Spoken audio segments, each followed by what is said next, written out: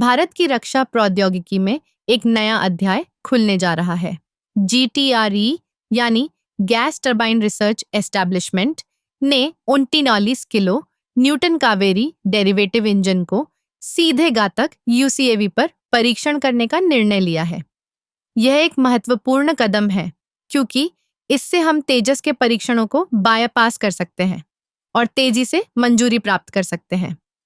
घातक UCAV, जो कि एक अनमैन्ड कॉम्बैट एरियल व्हीकल है, हमारे वायुसेना के लिए एक गेम चेंजर साबित हो सकता है। इसकी डिजाइन और क्षमताएं इसे दुश्मन के इलाके में गहरी घुसपैठ करने और सटीक हमले करने में सक्षम बनाती हैं। लेकिन इसके लिए एक शक्तिशाली और विश्वसनीय इंजन की आवश्यकता है और यही कारण है कि कावेरी डेरिवेटिव इंजन पर ध्यान केंद्रित किया गया है। कावेरी इंजन का विकास भारत की स्वदेशी रक्षा क्षमताओं को बढ़ाने के लिए किया गया है। इससे न केवल हमारी तकनीकी आत्मनिर्भरता बढ़ेगी, बल्कि यह हमें विदेशी तकनीक पर निर्भरता कम करने में भी मदद करेगा। GTRE का यह कदम हमें तेज गति से परीक्षण करने और परिणाम प्राप्त करने की अनुमति देगा, जिससे हम अपने रक्षा कार्यक्रमों को तेजी से आगे बढ़ा सकें।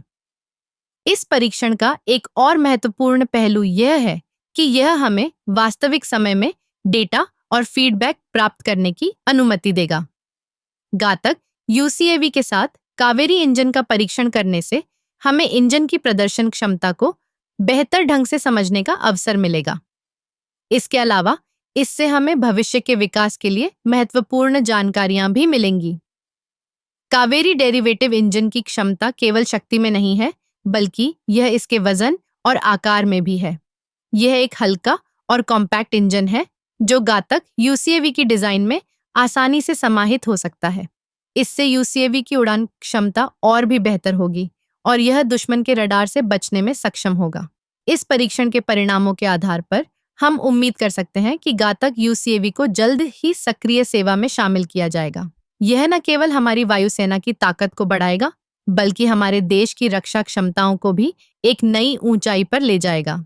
GTRE का यह निर्णय न केवल तकनीकी दृष्टिकोण से महत्वपूर्ण है, बल्कि यह हमारे देश की आत्मनिर्भरता और रक्षा उद्योग की वृद्धि के लिए भी एक महत्वपूर्ण कदम है। हम सभी को इस विकास पर गर्व होना चाहिए और उम्मीद करनी चाहिए कि यह हमारे देश को एक मजबूत और सुरक्षित भविष्य की ओर ले जाएगा।